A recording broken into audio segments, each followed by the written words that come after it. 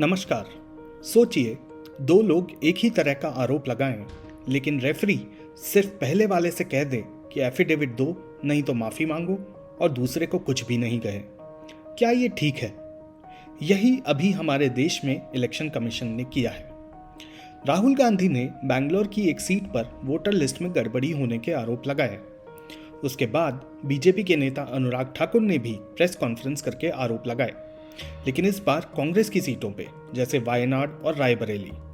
अब तक सब ठीक था, लेकिन फिर इलेक्शन कमीशन ने राहुल गांधी से कहा कि सब कुछ एफिडेविट पर लिखो, नहीं तो माफी मांगो, पर अनुराग ठाकुर से ऐसा कुछ नहीं कहा। ये ठीक है क्या? और इससे भी जरूरी क्वेश्चन कि क्या इससे हमें कुछ फर्क पड़ना चाहिए, यही आज समझते हैं। इस चैनल पर हम बात करते हैं इंडिया के पॉलिटिक्स और गवर्नेंस की, और कोशिश करते हैं कि हमारी सरकारें हमारे लिए सही काम करें। अगर आपको ऐसा कंटेंट पसंद है तो आप चैनल को सब्सक्राइब कर लीजिए।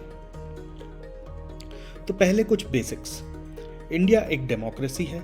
डेमोक्रेसी का मतलब कि जनता वोट डालकर ये डिसाइड करेगी कि सरकार कौन बनाएगा। लेकिन इलेक्शन तभी मीनिंगफुल है जब वो एक्चुअली फेयर हों, बराबरी के हों। वरना इलेक्शन तो नॉर्थ कोरिया में भी होते हैं, पर वहाँ कोई डेमोक्रेसी थोड़ी है। इसीलिए हमारे कॉन्स्टिट्यूशन में है कि इलेक्शन कराने की जिम्मेदारी एक न्यूट्रल इंस्टीट्यूशन इलेक्शन कमीशन को दी गई है।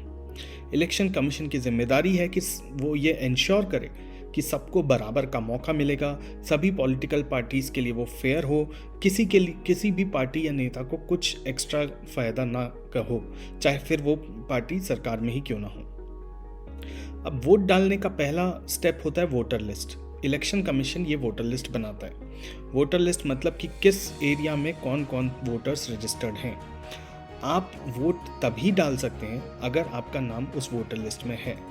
अगर नहीं है तो फिर चाहे आपके पास वोटर आईडी हो तो भी आप वोट नहीं डाल पाएंगे। तो राहुल गांधी ने यही कहा था कि वोटर लिस्ट में गड़बड़ी है बिहार की, यानी कि जैसे कि कुछ असली वोटर हटाए गए हों या कुछ नकली नाम डाले गए हों एक्सेट्रा। और ये बहुत सीरियस आरोप हैं, क्योंकि अगर वाकई गड़बड़ है तो फिर इलेक्शन फेयर नहीं रहा। और सिमिलर आरोप अनुराग ठाकुर ने लगाए, लेकिन उन्होंने कहा कि ऑपोजिशन वाली कॉन्स्टिट्यूएंसीज में वोटर लिस्ट गड़बड़ है और इसमें ऑपोजिशन का दोष है। तो अब दोनों तरफ से आरोप लगे। इलेक्शन कमीशन के लिए आइडियली क्या करना चाहिए था? वो सबूत लेती, जांच करती, अपनी तरफ से जो भी बेस्ट एफर्ट होती वो करती, गड़बड़ होती तो वो ठीक कर देती, और जिसने भी गलत किया हो उस पर कार्रवाई कर देती। लेकिन ये तो नहीं हुआ। तो उसमें इलेक्शन कमीशन ने बल्कि राहुल गांधी से कहा कि तुम ये सब एफिडेविट पर लिख कर दो, नहीं तो माफ़ी मांगो, और अनुराग ठाकुर से कुछ नहीं कहा। यानी एक ही सिचुएशन, लेकिन नियम दोनों पर बराबर नहीं लगा। और इलेक्शन कमीशन, जिसकी जिम्मेदारी है कि सबके लिए बराबर रहे, वो रेफरी है। जब रेफरी बराबरी नहीं रखे तो फिर मैच फेयर कैसे होगा, फिर इलेक्शन फेयर कैसे होगा? अब हमारे मन में एक क्वेश्चन आ सकता है कि हमें क्या फ़र्क पड़ता है? हमें बहुत फ़र्क पड़ना चाहिए, क्योंकि पहली बात, अगर वोटर लिस्ट गड़बड़ है तो हमारा भी नाम गायब हो सकता है। कल को हम वोट डालने पहुँचे और पता चला हमारा नाम ही नहीं है, तो हमारा राइट टू वोट नहीं रहा। और इलेक्शन कमीशन अगर एक पार्टी के साथ स्ट्रिक्ट हो रहा है, एक पार्टी के साथ सॉफ्ट हो रहा है, तो फिर ऐसे फेयर इलेक्शन है क्या ये? और अगर इलेक्शन ही फेयर नहीं है तो फिर क्या डेमोक्रेसी क्या है? इसलिए ये ज़रूरी है कि हम सिर्फ पार्टी देखकर नहीं सोचें कि नहीं यार, अभी मेरे पार्टी के फेवर में है तो ठीक है। हमें ये नहीं चाहिए। हमें ये चाहिए कि हमारे इंस्टीट्यूशंस जैसे कि इलेक्शन कमीशन सबके साथ बराबरी रखे। हमारी फेवरेट पार्टी या पॉलिटिशियंस अगर इलेक्शन कमीशन को इन्फ्लुएंस कर भी पा रहे हैं, बिकॉज लेट्स से वो गवर्नमेंट में हैं या पावरफुल हैं, तो हमें ऐसे बिहेवियर को एंकरेज नहीं करना चाहिए। भले ही हम वोट उन्हें भी दें, लेकिन तब भी हमें गलत को गलत कॉल आउट करना चाहिए। किसी के दिमाग में ये भी आ सकता है कि ये सब तो पहले की गवर्नमेंट्स भी करती होंगी। हो सकता है करती हों, हो सकता है नहीं करती हों, बट पहले की गलती से आज की गलती कोई कम नहीं हो जाती। और हम तो वर्तमान में है ना, हम प्रेजेंट की कमियों को देखेंगे, उस पर काम करेंगे, तभी तो हमारा फ्यूचर बेटर होगा। इससे क्या फ़र्क पड़ता है कि पहले कभी कोई गलती हुई है? इसका मतलब क्या अब आगे गलतियां होती रहें? कुछ लोग का कहना है कि नहीं, इंस्टीट्यूशंस पर, संस्थाओं पर सवाल मत उठाओ।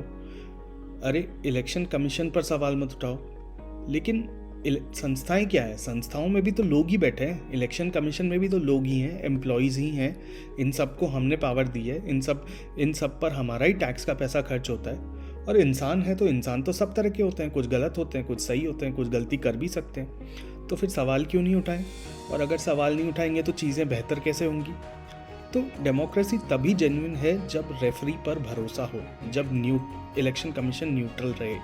और भरोसा तभी रहेगा जब एक ही रूल, अगर कोई रूल है तो वो फिर सब पर लागू करे, राहुल गांधी पर भी करे और अनुराग ठाकुर पर भी करे। तो अगली बार जब कभी ऐसी न्यूज़ आए तो हमें यही सवाल पूछना चाहिए कि क्या वाकई ये फेयर हो रहा है, क्या वाकई इलेक्शन कमीशन सभी पार्टीज़ को बराबर तरह से ट्रीट कर रहा है।